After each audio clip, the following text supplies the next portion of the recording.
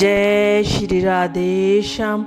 आज हम अश्विन शुक्ला पापाकुशा एकादशी की कथा सुनेंगे। युधिष्ठिर कहने लगे कि हे भगवान, अश्विन शुक्ला एकादशी का क्या नाम है? अब आप कृपा करके इसके व्रत की विधि और उसका फल कहिए। भगवान कृष्ण कहने लगे कि हे युधिष्ठिर, पापों का नाश करने वाली इस एकादशी का नाम पापाकुशा एकादशी है। इस दिन मनुष्य को विधि पूर्वक भगवान पद्मनाभ की पूजा करनी चाहिए।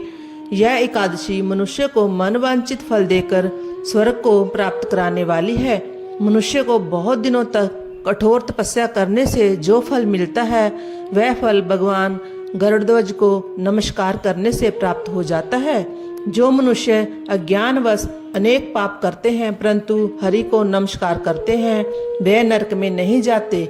विष्णु के नाम के कीर्तन मात्र से संसार के सब तीर्थों के पुण्य का फल मिल जाता है। जो मनुष्य भगवान विष्णु की शरण में जाते हैं, उनको कभी भी यम की यातना नहीं भोगनी पड़ती। जो मनुष्य वैष्णव होकर शिव की और शिव होकर विष्णु की निंदा करते हैं, वह अवश्य नरकगामी होते हैं। सहस्त्रों वाजपेय और अश्वमेध यज्ञों से जो फल प्राप्त होता है, वह एकादशी के व्रत के 16वें भाग के बराबर भी नहीं होता। संसार में एकादशी व्रत के बराबर कोई पुण्य कृत्य नहीं है। इसके समान पवित्र तीनों लोकों में कुछ भी नहीं है। इस एकादशी जैसा पुण्यदायी कोई व्रत नहीं। जब तक मनुष्य पद्मनाभ की एकादशी का व्रत नहीं करते हैं, तब तक ही उनकी देह में पाप वास कर सकते हैं। यह एकादशी स्वर्ग, मोक्ष, अरोगता, सुंदर स्त्री तथा अन्न और धन को देने वाली है। इस एकादशी व्रत के बराबर गंगा, गया, काशी, कुरुक्षेत्र और पुष्कर भी पुण्यवान नहीं है। हरि व सार तथा एकादशी का व्रत करने और जागरण करने से मनुष्य विष्णु पद को प्राप्त होता है।